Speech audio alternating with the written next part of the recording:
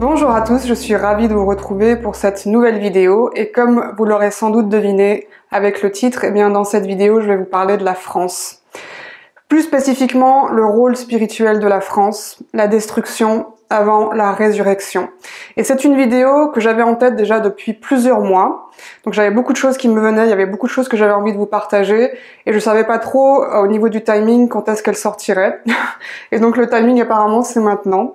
Donc je suis vraiment ravie d'aborder ce sujet avec vous parce que je pense que c'est vraiment très important par rapport à ce qu'on est en train de vivre en ce moment globalement évidemment sur Terre, mais plus spécifiquement aussi en France où je vous l'apprends pas, eh bien la France est malheureusement dans un état vraiment pitoyable, j'ai envie de dire, hein, vraiment dans une sorte de creux de la vague et même j'ai envie de dire au bout du rouleau par beaucoup d'aspects. Et j'avais envie dans cette vidéo simplement de revenir aux fondamentaux. Donc évidemment il va y avoir une partie un peu historique de la France, notamment tout ce qui est en lien avec la spiritualité évidemment en France et les symbolismes aussi qu'on peut trouver en France. Et évidemment je ne suis pas historienne, donc voilà, je vais vous partager en gros moi ce que je connais, ce que je sais, ma manière de voir les choses, mon point de vue aussi là-dessus, et qu'est-ce que je ressens surtout. Et on va voir ensemble justement à travers les siècles finalement quelle évolution on a eue, où est-ce qu'on en est aujourd'hui et surtout qu'est-ce qu'on peut attendre pour l'évolution future de ce pays qui, je pense, a clairement un rôle important à jouer sur la scène mondiale, comme elle a déjà eu l'occasion évidemment de le faire dans l'histoire. Et la France est vraiment un pays de cocagne, c'est presque comme un paradis terrestre. Non seulement on a vraiment une nature absolument magnifique, une diversité géologique de paysages, etc., mais en plus il y a vraiment une tradition ancestrale de terre nourricière. Donc vraiment cet aspect de nouveau de la déesse mère, la terre nourricière, où c'est vraiment une terre de paysannerie et d'agriculture, ce qui nous a donné aussi une très bonne gastronomie. Alors j'ai envie de commencer par un petit clin d'œil puisqu'on va commencer au commencement, on va commencer à la préhistoire, simplement en vous partageant, il y a quelques années j'avais visité une grotte en Dordogne, une grotte préhistorique qui s'appelle la grotte du sorcier, qui m'a d'ailleurs inspiré le titre de mon premier livre. Et dans cette grotte, eh bien, j'ai été fascinée par une représentation humaine. Donc c'était très rare de trouver dans la préhistoire des représentations humaines. Souvent ce sont des animaux, etc. Et là, on voit en fait un chaman, un sorcier. Et apparemment, c'est une des figures qui est les plus anciennes, en tout cas en Europe, qu'on peut trouver en Europe. Donc de nouveau, en Dordogne, en France, eh bien, on a cette référence spirituelle là. Donc globalement, l'influence principale de nos aïeux, de nos ancêtres, les Gaulois, c'est évidemment la culture celtique, druidique et aussi avec des influences odiniques, donc via les Vikings. Et ça, on peut le retrouver encore aujourd'hui, cette influence, même si parfois il faut aller chercher, hein, c'est pas forcément visible aux yeux de tous, mais on peut encore le voir dans certains justement symboles qu'on peut trouver dans l'architecture, évidemment à travers les pierres levées, etc. Et ce qui est intéressant de voir aussi, c'est que la plupart de nos édifices religieux, les églises, les cathédrales, elles sont bâties sur des anciens temples druidiques, donc des anciens temples païens, parce que, évidemment, à cette époque-là, nos anciens, nos aïeux, avaient des connaissances très approfondies par rapport aux énergies telluriques de la Terre, le lien, évidemment, avec le cosmos, et donc ils connaissaient les endroits où il y avait des vortex, des portails énergétiques, et c'est souvent là qu'ils construisaient du coup leur temple. Et tout simplement ensuite l'église a repris ces anciens sites pour construire aussi ses propres édifices, les églises et les cathédrales. Alors juste aussi pour préciser, moi je n'ai pas vécu toute ma vie en France, j'étais un peu nomade, hein, donc j'ai vécu dans pas mal de pays d'Europe, j'ai vécu aussi aux États-Unis, et donc je suis revenue en France il y a 10 ans de ça, et à ce moment-là, c'est comme si ça avait été des retrouvailles aussi avec ce pays. Mon pays d'origine aussi. Et du coup, je me suis vraiment réintéressée à son histoire et à son, j'ai envie de dire, sa richesse culturelle et spirituelle. Et il se trouve que je suis arrivée en Occitanie, donc dans le sud de la France, sur une terre où il y a eu beaucoup de passages de différentes cultures. Et ça m'a absolument passionnée parce que voilà, en Occitanie, on a un melting pot. On a eu des communautés esséniennes, il y a eu la première diaspora juive aussi, donc qui date d'il y a 5000 ans. Il y avait des communautés juives. Il y avait évidemment cette culture celtique, donc on retrouve aussi évidemment encore des pierres, etc., qui sont un peu partout. Et il y a eu un événement très important il y a 2000 ans de cela, puisque la Sainte Famille est arrivée en Gaule. Elle est arrivée après la crucifixion, donc ils ont pris une barque sur la Méditerranée, et elles sont arrivées par les Saintes Maries de la Mer, les fameuses Saintes Maries de la Mer, où ils ont été accueillis par les communautés gitanes qui vivaient à l'époque là-bas. Et ensuite, elles ont pris le chemin vers ce qu'on appelle aujourd'hui la vallée de Rennes-le-Château, entre Rennes-le-Château et Bucharest, où elles ont retrouvé justement des communautés esséniennes qui étaient déjà installées depuis un certain temps dans cette région. Et donc la Sainte Famille, elle est restée quand même quelques années ici. Alors je sais aussi que très souvent on parle de la Provence, on parle de la Sainte-Baume. C'est très possible aussi qu'il y ait eu un passage là-bas, mais il y a vraiment plus de probabilité qu'il y ait eu vraiment une installation plus longue ici en Occitanie, où vraiment on a, si vous voulez, une énergie, une vibration christique qui est très importante et qui est reliée du coup à l'arrivée notamment de Marie-Madeleine, de la Vierge Marie, sans doute Marie-Madeleine, et c'est ça aussi le grand mystère et la grande question, sans doute Marie-Madeleine était venue aussi avec les enfants du Christ. Sans doute aussi Marie-Madeleine a donné naissance à un enfant du Christ, même après la crucifixion, puisque c'est un enfant qui a été conçu dans la lumière. Et une fois que Jésus était dans son corps de lumière, il pouvait revenir à souhait, se remanifester, évidemment, dans la matière également. Donc, c'est très imprégné ici, on le sent très fortement, ça a été beaucoup prophétisé aussi par différentes cultures, justement, que ce soit les communautés juives, notamment les kabbalistes aussi, évidemment les communautés esséniennes qui étaient présentes ici, et donc ça a créé une sorte de terreau vraiment fertile pour l'ancrage de cette énergie christique en Gaule. Et d'ailleurs, il semblerait que le Christ lui-même aurait déclaré que la Nouvelle Jérusalem, parce qu'il savait évidemment qu'il allait suivre ce processus de la crucifixion, il aurait dit que la Nouvelle Jérusalem serait en Gaule. Et donc du coup, ça explique pourquoi cette Sainte Famille est arrivée en Gaule. Ils ne sont pas restés indéfiniment non plus en Gaule, c'est-à-dire qu'ils sont restés quelques années et ensuite ils ont poursuivi leur chemin vers l'Angleterre, puis vers l'Écosse. Et d'ailleurs, Marie-Madeleine a très probablement terminé ses jours en Écosse. Et ils sont allés en Angleterre parce que ils sont allés rejoindre certains grands druides qui étaient là-bas, qui étaient installés là-bas. Donc vous voyez qu'il y a vraiment tout qui est relié. Et d'ailleurs, j'ai envie de dire que la Grande-Bretagne et la France sont vraiment deux pays qui sont très fortement liés au niveau spirituel. J'ai envie de dire que c'est un petit peu les sœurs ennemies aussi, la France et la Grande-Bretagne, parce qu'on sait qu'évidemment elles se sont faites beaucoup la guerre aussi, mais peut-être c'est justement pour cela, parce qu'il y a vraiment cette connexion très forte, notamment à travers justement ces cultures celtiques. Alors, tout ce que je vous dis là, vous allez me dire, mais comment est-ce que tu sais que c'est vrai? Alors, moi, personnellement, c'est mon ressenti personnel, d'une part vraiment mon intuition personnelle, mon ressenti personnel de ce que j'ai pu ressentir aussi dans la région où je vis quand même depuis 10 ans, notamment à travers certains lieux vraiment à haute vibration, et évidemment aussi de ce que j'ai pu lire, et notamment, ça je vous en avais parlé il y a quelques années en arrière sur ma chaîne, ce fameux livre Anna, grand-mère de Jésus, et le deuxième tome, La Voix des Madeleines, qui pour moi est vraiment le livre qui me parle le plus au niveau de la vérité et au niveau de l'énergie christique. J'ai vécu vraiment des activations christiques quand j'ai lu le livre. Donc le premier livre a été canalisé et le deuxième livre a été canalisé sous hypnose. Donc très intéressant, si vous n'avez pas encore lu ces deux livres, si ça vous intéresse, je peux que vous conseiller.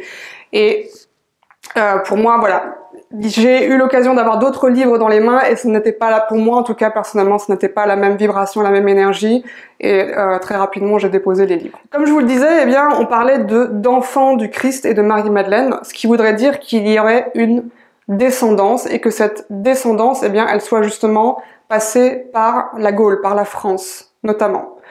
Et ça on va le retrouver bien plus tard, justement à travers la création de l'ordre des Templiers, qui en fait, à la base, à l'origine, la création de l'ordre des Templiers était pour protéger la lignée christique. D'accord? Donc évidemment, on parle de plein de choses en lien avec les Templiers. Encore une fois aussi, dans tous les ordres dont je vais vous parler, on va dire les courants dont je vais vous parler, sachez que absolument tous les ordres et tous les courants ont été infiltrés aussi par l'ombre. Donc malheureusement aussi plus tard, les Templiers ont été infiltrés par l'ombre. Et à l'origine, ce n'était pas du tout le cas. Hein. Donc c'était vraiment, cet ordre a été créé pour la protection de la lignée christique. Il y a aussi évidemment, à travers l'histoire des Templiers qui sont apparus évidemment au Moyen Âge, en parallèle l'émergence du courant cathare. Et ça, j'ai eu évidemment l'occasion de vous en parler dans une précédente vidéo l'année dernière. Donc je vais pas trop rentrer en détail dans les cathars dans cette vidéo parce que sinon ça va faire vraiment beaucoup d'informations. Donc je vous invite vraiment à aller voir la vidéo sur les cathars. Les cathars qui pour moi étaient vraiment un courant spirituel qui portait en eux vraiment la véritable énergie christique dans sa pureté. Et ils étaient vraiment très reliés justement aux écrits premiers de Jésus et de Marie-Madeleine. Ils ne suivaient pas forcément la Bible traditionnelle. D'ailleurs, c'est pour ça que sans doute ils ont été persécutés. Hein. Donc, on en parle pas mal dans la vidéo sur les cathars. Les cathars, malheureusement, ont été vraiment massacrés et persécutés parce que justement, ils étaient en marge de l'Église et qu'ils incarnaient autre chose, une autre forme de chrétienté qui était beaucoup plus reliée à une énergie christique originelle, avec tout l'aspect aussi, ce qu'on pourrait dire évidemment l'ésotérisme chrétien premier, donc voilà, des rituels, des initiations, etc., etc. Cette descendance de Marie-Madeleine et de Jésus, eh bien, il semblerait aussi qu'on la retrouve à travers notamment les rois mérovingiens, qui apparemment avaient aussi des dons spécifiques, qui avaient une aura vraiment assez importante, et qui avaient des dons de guérison, qui réalisaient aussi des miracles. Et c'est quand même intéressant de voir donc les rois mérovingiens, donc on peut voir Dagobert II, etc., que y a cette comptine, cette chanson sur le roi Dagobert qui a mis sa culotte à l'envers, comme si c'était pour moquer finalement aussi de nouveau. Voilà, vous savez comment l'ombre fonctionne. C'est toujours, on va être toujours dans cette démarche de moquerie par rapport à ce qui est pur, par rapport à ce qui est divin. Ce qui est intéressant aussi de voir, c'est le symbole du lys. Donc évidemment, on connaît le lys comme symbole de la royauté française, donc on le voit partout évidemment. Eh bien, il faut savoir que le lys, c'est bien plus ancien, et c'est très fortement lié justement à l'aspect du féminin, en général dans toutes les cultures. Donc on va la retrouver dans la mythologie grecque par exemple, c'est Héra qui était symbolisée par le lys. Dans la mythologie romaine, c'est Junon. Chez les hindous, c'est Lakshmi. Et chez les chrétiens, c'est la Vierge Marie et aussi par extension évidemment Marie-Madeleine. Et le lys, ça représente vraiment cette perfection, cette pureté, cette innocence aussi.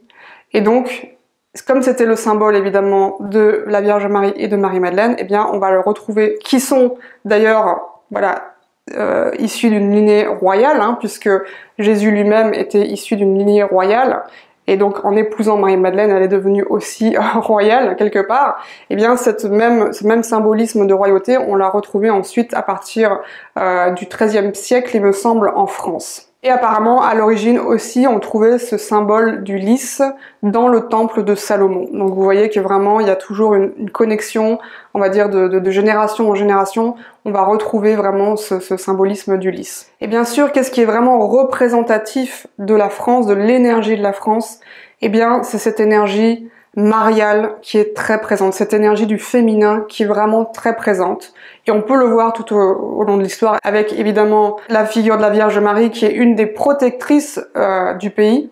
Hein, donc clairement, il y a une dévotion mariale très importante pendant des siècles en France.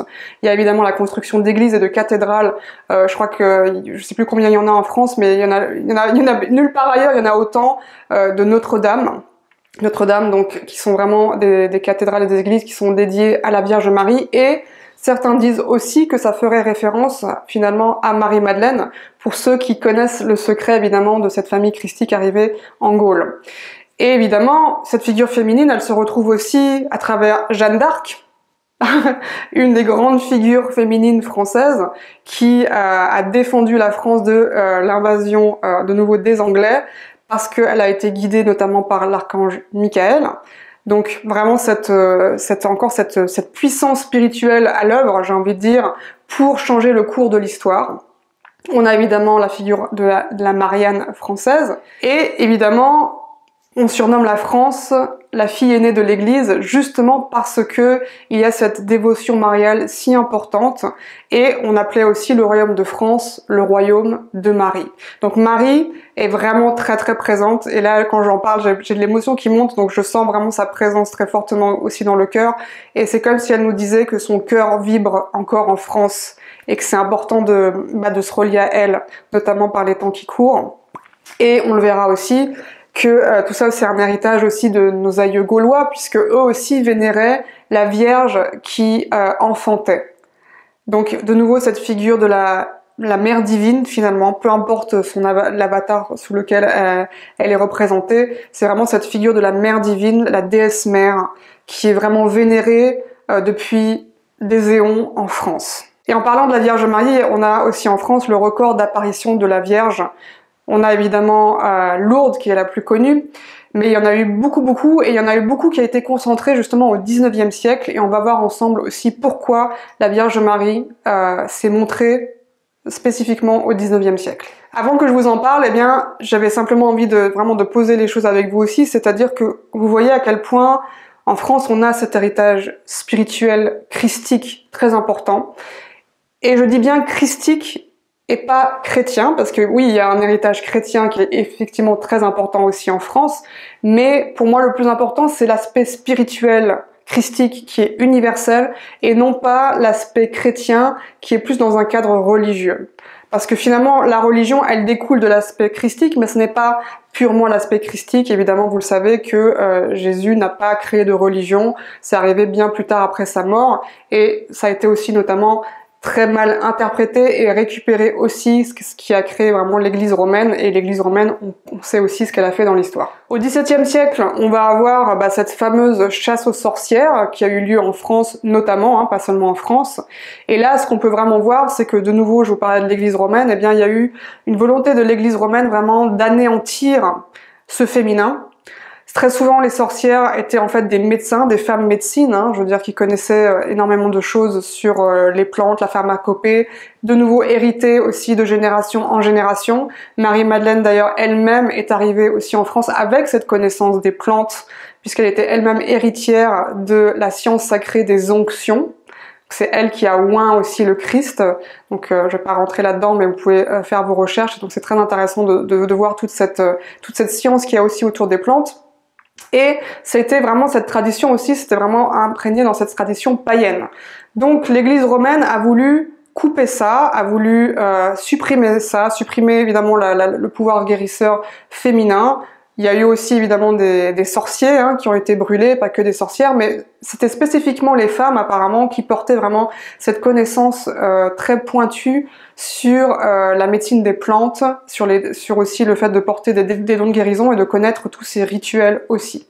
Ce qui ne veut pas dire que les sorcières noires n'existaient pas.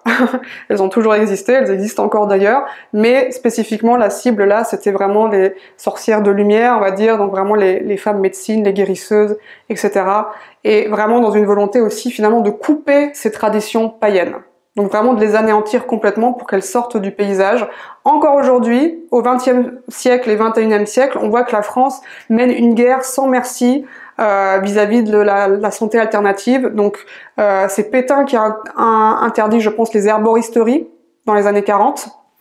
Et évidemment après, il y a eu la création dans la foulée de l'ordre des médecins qui ont une tâche bien spécifique aussi pour annihiler toute autre forme de médecine traditionnelle ancestrale. Et on en arrive évidemment à la fameuse Révolution française, qui a été évidemment un point de basculement pour l'histoire de France. On nous a fait croire que c'était un basculement très positif pour la France, une grande avancée, on va dire, civilisationnelle. Et évidemment, comme vous le savez, tout ce qui est raconté dans nos livres d'histoire, eh bien, c'est toujours écrit par les vainqueurs. Et ce qu'on peut voir aussi dans l'éducation, on va dire, nationale, à l'école, à travers les livres d'histoire, entre autres, c'est que ça va être plus une forme de propagande et de diffusion d'une certaine idéologie plutôt que vraiment la vérité des faits. Et heureusement, on a certains historiens qui se sont penchés sur la question et qui ont commencé à regarder les écrits, qui ont commencé à regarder les faits. Donc je peux que vous inviter aussi à aller voir leurs recherches. Et on se rend compte tout simplement que ce qui s'est passé durant la Révolution française, eh bien, ça a été quelque part le début de la déchéance de la France, tout simplement. Donc je vais retracer avec vous brièvement, évidemment, quelques faits historiques. Donc, juste à la veille de la Révolution française, Louis XVI est fortement endetté. Il est endetté par les guerres, il est endetté aussi parce que, finalement, il est un petit peu manipulé par des spéculateurs banquiers suisses qui spéculent. Et on lui dit, pour rembourser sa dette, eh bien, ça serait bien de autoriser la spéculation sur le grain. Donc le grain, c'est le blé. Donc c'est vraiment la matière première, c'est la nourriture première du peuple français, hein, c'est le blé, c'est le pain du peuple. Et c'était pas autorisé de spéculer sur le grain avant la Révolution française, et évidemment, en suivant ces conseils un peu dans une tentative de manipulation du roi, eh bien, il autorise la spéculation sur le grain, ce qui va ensuite créer une pénurie, etc. Et très souvent, on a cette légende en tête que finalement, c'est le peuple lui-même affamé qui a réclamé la tête du roi. Mais en fait, il n'en est rien, parce que voilà, il y a eu donc du coup évidemment cette pénurie, mais il y a eu tout un tas d'influences évidemment intérieures et extérieures qui ont poussé à cette révolution française et qui ont poussé à l'insurrection. Ce qu'il faut savoir aussi, c'est que contemporain évidemment de la Révolution française, juste un petit peu avant, quelques années avant, on a un fameux philosophe allemand qui s'appelle Adam Weishaupt, qui a fondé l'ordre des Illuminés de Bavière, qui a donné évidemment plus tard les Illuminati. Et donc lui, il était financé par Rothschild et il était aussi, il venait de l'ordre des Jésuites. Et il se trouve qu'il a ensuite été en France et qu'il a intégré le Grand Orient de France. Donc vous commencez déjà à avoir peut-être certains indices sur ce qui s'est réellement passé, n'est-ce pas? Évidemment, on sait que la Révolution française a été avant tout le règne de la terreur, comme on dit. Ça a été un véritable bain de sang, un véritable massacre. Donc non seulement, évidemment, il y a le roi et toute la cour qui a été exécutée, mais aussi beaucoup de civils, et ça, on en parle un petit peu moins, n'est-ce pas? Il y a eu aussi le génocide vendéen, qui a été une insurrection contre-révolutionnaire royaliste, et la répression a été vraiment très lourde, puisqu'on compte à peu près 200 000 morts. Et ce qu'il faut savoir aussi, c'est que une des personnes qui a voté l'exécution du roi Louis XVI, eh bien, c'est son cousin, le duc d'Orléans, qui n'est autre que le grand maître du Grand Orient de France, n'est-ce pas? Tiens donc, c'est bizarre. Et donc, on voit vraiment qu'en fait, ce qui s'est passé lors de la Révolution française, et donc tout ça avec aussi le soutien, ce qu'il faut savoir, c'est les philosophes des Lumières, hein, qui étaient dans cette même mouvance, qu'on nous a vendu aussi comme, voilà, le siècle des Lumières, une grande avancée pour l'esprit, n'est-ce pas, de l'homme, pour l'évolution humaine, un retour au rationalisme, au matérialisme, etc. Eh bien, il faut savoir que les philosophes des Lumières ont aussi été des grands influenceurs de l'époque pour l'exécution du roi, pour la chute de la royauté française, et ce coup d'État, parce qu'on peut vraiment dire que c'est un coup d'État franc-maçonnique sur le royaume de France, tout simplement. Et évidemment, on nous a vendu avec la Révolution française la Déclaration des droits de l'homme, liberté, égalité, fraternité, alors qu'en fait, la Révolution française, elle marque vraiment le début de la destruction de la France. Et à partir de là, donc depuis maintenant presque 250 ans, eh bien, il y a eu une forme de déchéance progressive, certes, assez lente au début, puis une forme d'accélération où on voit où on en est aujourd'hui, une destruction de la France. Et qui est arrivé juste après la Révolution française? Eh bien, c'est le fameux, évidemment, notre fameux Napoléon Bonaparte, qui lui aussi, tiens donc, c'est bizarre, était grand maître du Grand Orient de France, et lui, il a carrément voulu aller au-delà des frontières françaises, aller faire la guerre aux pays européens, envahir les pays européens, aller piller aussi l'art de d'autres pays, notamment en Italie, où il a ramené beaucoup d'œuvres artistiques italiennes pour remplir le Louvre. Et on connaît évidemment la fin de Bonaparte, où ça s'est pas très bien terminé pour lui, mais les dégâts avaient été déjà faits, et il y avait toujours cette volonté impérialiste. Donc si vous voulez, on est passé de la royauté à l'empereur, qui finalement avait exactement les mêmes privilèges, qui vivait exactement dans le même luxe, le même faste. C'est juste qu'on a remplacé une lignée de sang royale, parce que ce qu'il faut savoir aussi, c'est que le roi de France, donc à travers les lignées, le roi de France symbolisait en fait Dieu sur terre. Et quand on coupe la tête du roi, symboliquement, ça veut dire qu'on coupe la tête de Dieu. Donc la Révolution française, c'est on se coupe de notre lien spirituel avec Dieu, avec la source. Donc on remplace les familles royales par les familles franc-maçonniques. Et je voulais simplement préciser quelque chose concernant les francs-maçons. Tous les francs-maçons ne sont pas mauvais. Alors, à l'origine d'ailleurs, cette organisation n'était pas mauvaise du tout. Simplement, elle a été infiltrée et ensuite récupérée. J'ai eu l'occasion d'ailleurs de rencontrer des francs-maçons avec qui j'ai pu parler et eux-mêmes disent que le problème avec la franc-maçonnerie, c'est les hautes loges, celles qui sont reliées au pouvoir tout simplement, et c'est là où on va trouver des loges sombres. Et ce qu'il faut savoir aussi, c'est que avant la Révolution, sous la royauté, parce que là aussi on nous dépeint souvent une image de la royauté qui est très négative, où en gros les familles royales, les familles aristocratiques se gavent, etc., etc., et qu'il n'y a que des miettes pour le peuple. Ce qu'il faut savoir, c'est qu'à l'époque, avant la Révolution française, il y avait des corporations de métiers. Donc il y avait tous ces artisans qui avaient ce savoir-faire, et c'est pour ça que aussi ça a fait la grandeur de la France, cet aspect du beau, de l'art, de l'artisanat, ce savoir-faire unique qu'on retrouve nulle part ailleurs, quelque part. Et bien tout ça, évidemment, c'était gardé par ces corps de métier. Et dans ces corps de métier, eh bien, il y avait ce qu'on peut appeler des formes de droits sociaux, c'est-à-dire qu'il y avait des pensions, il y avait des pensions pour l'invalidité, pour des deuils, etc., etc. Tout ça, évidemment, ça a disparu après la Révolution française. Et ce qui est intéressant de voir aussi, c'est que des philosophes des Lumières comme ce cher Voltaire ou Diderot, eh bien, il faut savoir que Voltaire, il était pour le travail des enfants. Donc, de nouveau, ils ont importé de l'Angleterre le droit du travail pour les enfants, ce qui n'existait pas en France avant. Ils voulaient aussi que, après la messe le dimanche, le peuple retourne travailler, n'est-ce pas, puisque les gueux doivent aller travailler. Et Diderot aussi, par exemple, donc là, qui a fait cette fameuse encyclopédie, lui, il était contre la scolarisation des gueux aussi.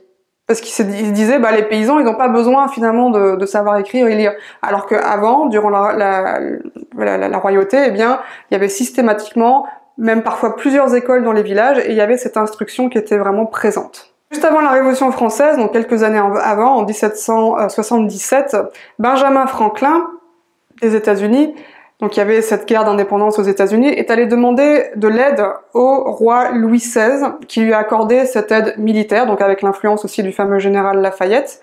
Et il a fini par envoyer 6000 hommes sur le champ de bataille aux États-Unis, ce qui a permis de gagner en fait cette guerre d'indépendance. Donc oui, les États-Unis nous doivent une fière chandelle, hein. Donc sans l'appui de la France, eh bien, ils n'auraient peut-être pas pu avoir cette indépendance et gagner cette guerre d'indépendance sur les Anglais. Donc on peut quand même se demander si les Anglais, ils n'ont pas voulu à un moment donné se venger simplement des Français parce qu'ils ont aidé les Américains et qu'ils n'ont pas commencé à influencer aussi, en influençant via justement l'aspect du libéralisme, eh bien, ce retournement qu'il y a eu à la Révolution française. Et donc je vous parlais de la Vierge Marie tout à l'heure. Pourquoi est-ce que finalement il y a eu autant d'apparitions au 19e siècle? Le 19e siècle, ça suit tout simplement la Révolution française, hein. C'est vraiment les années qui ont suivi.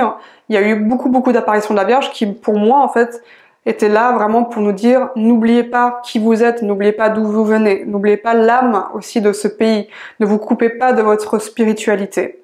Donc c'est intéressant de voir vraiment aussi au niveau du timing ce qui s'est passé. Et donc on peut voir que à partir de la Révolution française jusqu'à nos jours, où est-ce qu'on en est aujourd'hui? Eh bien on a pu voir cette dégradation, cette destruction, cette déchéance progressive qui s'est accélérée évidemment ces dernières années, où finalement la France a perdu vraiment son âme quelque part, elle a perdu ses valeurs morales, ses valeurs spirituelles, sa culture, tous les aspects de la société ont été complètement détruits et aujourd'hui malheureusement quand on constate le résultat, eh bien on voit qu'on est vraiment au bout du rouleau, on est vraiment au fond du seau, on est vraiment dans cet aboutissement de cette destruction. Et la France est aussi le pays le plus taxé au monde, et ce qui est quand même assez surprenant, c'est de voir que la France a un déficit qui est 3 fois plus supérieur à tous les pays africains réunis.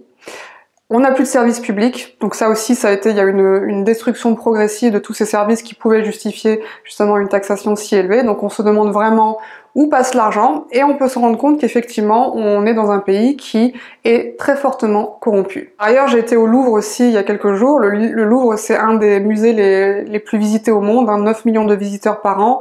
Le billet d'entrée est pas donné d'ailleurs. Et ils sont en semi-faillite aussi, le Louvre, donc là aussi on se demande mais où passe l'argent? Évidemment c'est triste parce que la France est un pays extraordinaire. La France est déjà d'un point de vue géologique assez vraiment remarquable.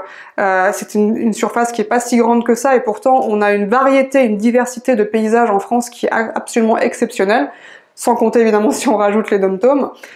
Donc on a ça, on a l'héritage culturel absolument faramineux, c'est-à-dire que la France, notamment du temps de Louis XIV, elle avait un rayonnement vraiment international. Enfin, je veux dire, le français était parlé partout et on avait vraiment cette réputation de l'excellence à la française. Et on essaie de nous faire croire que c'est encore un petit peu présent, peut-être dans le domaine du luxe, mais il se trouve que tout le reste a été vraiment détruit, notamment, comme je vous le disais, les corporations de métiers, donc tout ce savoir-faire artisanal, etc. Pourquoi est-ce que les choses sont devenues moches maintenant? Parce que quand on détruit ça, quand on détruit voilà ces valeurs-là, il y a plus de on veut dire de transmission de ce savoir-faire.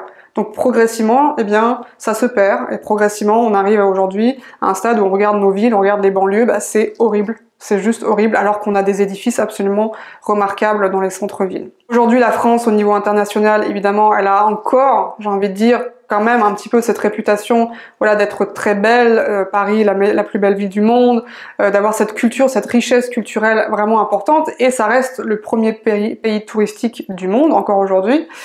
Mais malheureusement, comme je le disais, de plus en plus les étrangers se rendent compte qu'il y a cette destruction et cette déchéance. Et j'ai envie de dire que quand il y a destruction, quand on arrive vraiment, quand on touche le fond, après on ne peut que remonter. Donc finalement, ce qu'on est en train de vivre là, et ce qui est triste à observer, et voilà, on est témoin de cette destruction, eh bien, on ne peut que revoir cette France se relever, renaître de ses cendres, et vraiment traverser cette forme de résurrection. Mais la seule condition pour ça, eh bien, c'est que le peuple se réveille, évidemment. Et pas qu'il se réveille que pour ses droits sociaux, ou vraiment des aspects que matériels, mais qu'il se réveille aussi spirituellement. Que les Français retrouvent leur lien avec leurs sources, qu'ils retrouvent le lien avec le spirituel qui a été coupé, qui leur a été coupé, finalement. Et depuis le siècle des Lumières, on est dans cette mentalité où justement où les Français sont c'est un peuple très mental en fait, les Français, c'est un peuple intellectuel, mental, et quand on est mental et intellectuel, on est coupé du cœur aussi. Et on le voit même, ça me fait rire parfois parce que je le vois même dans les milieux spirituels, où parfois on voit que la spiritualité elle est enseignée de manière très théorique et mentale, mais on sent pas du tout quelque chose d'incarné, on sent pas du tout quelque chose qui est relié au cœur, ça reste quelque chose qui est purement voilà, intellectualisé. Mais j'ai envie de dire, c'est pas ça la spiritualité. Spiritualité, c'est une connexion intérieure, c'est à quelque chose de plus grand que nous, quelque chose qui nous dépasse. Et ça peut pas être mis en mots. On pourra toujours essayer de l'expliquer, on pourra toujours expliquer de poser des mots dessus, on pourra pas définir ce que c'est tant qu'on le ressent pas intérieurement. Et c'est cette connexion-là que les Français ont besoin de retrouver, et c'est intéressant de voir aussi que finalement il y a cette quête de sens qui est de plus en plus présente, parce qu'il se trouve qu'en 2024, à Pâques, il y a eu une augmentation des baptêmes par exemple de 30% par rapport à l'année précédente. Alors certes, c'est via la religion, je dis pas que la religion c'est la solution et que la religion est forcément l'avenir, mais au moins il y a quand même cette remise en question et de cette quête de sens et de cette quête de se raccrocher au spirituel.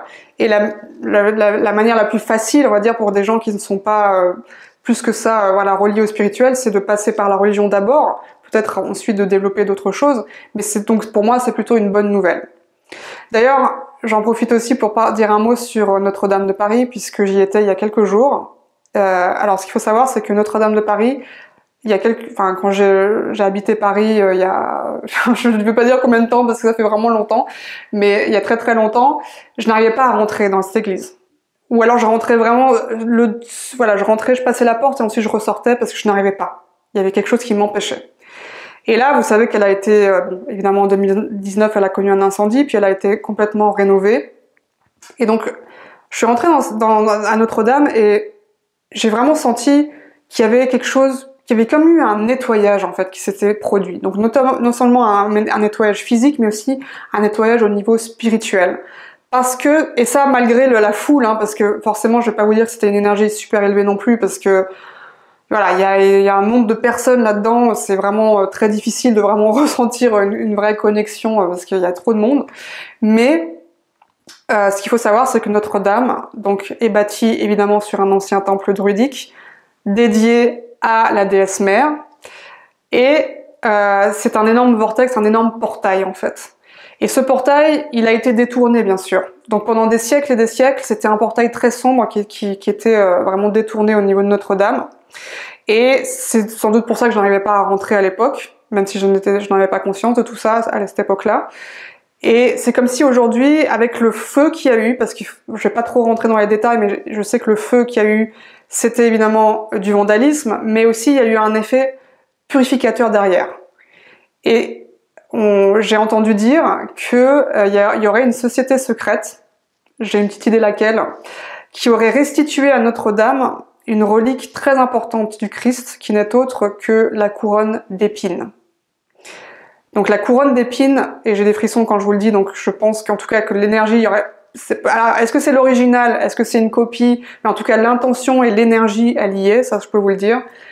Eh bien, c'est ça aussi qui fait qu'il y a comme une réouverture bien plus élevée, bien plus positive aussi de ce lieu. Donc ça, c'est vraiment aussi une bonne nouvelle, et ça, je pense que ça présage beaucoup de choses positives pour la suite. Dans mes prévisions 2025, je vous parlais de ce message que j'avais reçu du retour du roi Soleil, qui incarnait vraiment le retour du Messie intérieur, du Christ intérieur, qui allait vraiment s'éveiller en chacun. Et évidemment, moi j'entends le roi Soleil, ça me fait penser évidemment à la royauté, ça me fait penser à Louis XIV. Et la semaine dernière, j'ai eu tout un poème en fait qui m'est venu par rapport à cette thématique, où il était question aussi eh bien, du roi usurpateur. Donc celui qui usurpe le trône finalement de France. Je ne vais pas citer son nom, mais je pense que vous avez une idée de qui c'est. Et que cet usurpateur, eh bien, déchoira finalement, il va tomber. Et c'est très intéressant de voir, et c'est pour ça peut-être que le timing est vraiment très juste pour cette vidéo, c'est qu'en ce moment même, eh bien, on sent qu'il y a une influence américaine sur la France, avec notamment une journaliste américaine qui est en train de sortir toute une série sur l'affaire, évidemment, de notre cher président, avec, évidemment, Trump en arrière-plan, et qui est en train vraiment de devenir virale, et tout le monde a le regard tourné vers la France, justement, par rapport à ce qui se passe. Alors évidemment, il y a un aspect de ridiculisation, hein, j'ai envie de dire, malheureusement, mais c'est quelque part comme un espèce de juste retour des choses, un retour karmique positif, parce qu'il n'y a pas que des retours karmiques négatifs, de ce qui s'est déroulé, comme je vous le disais tout à l'heure, par rapport à Louis XVI qui vient en aide aux Américains lors de la guerre d'indépendance. Il y a comme un juste retour des choses où maintenant c'est les États-Unis qui vont aider la France finalement à se sortir de ce marasme absolu. Et donc évidemment c'est affaire à suivre, mais ce que je sens, c'est que ça pourrait vraiment, à travers justement les révélations qui vont être faites en France, être le déclencheur ensuite pour les révélations qui vont qui vont s'élargir au niveau international et qui concernent évidemment le système et l'ombre, toutes ces machinations et ces perversions qui sont reliées à ce système.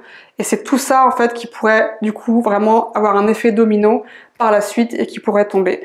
Donc je reviens sur le titre de cette vidéo, le rôle spirituel de la France. Le rôle spirituel de la France, pour moi, il a toujours été d'éveiller les consciences. Donc il y a vraiment, je sens qu'il y a comme cet élan en fait de résurrection qui arrive. Alors maintenant, c'est toujours difficile de se dire, mais c'est quoi le timing? Est-ce que ça va prendre du temps? Est-ce que ça va être plus ou moins rapide?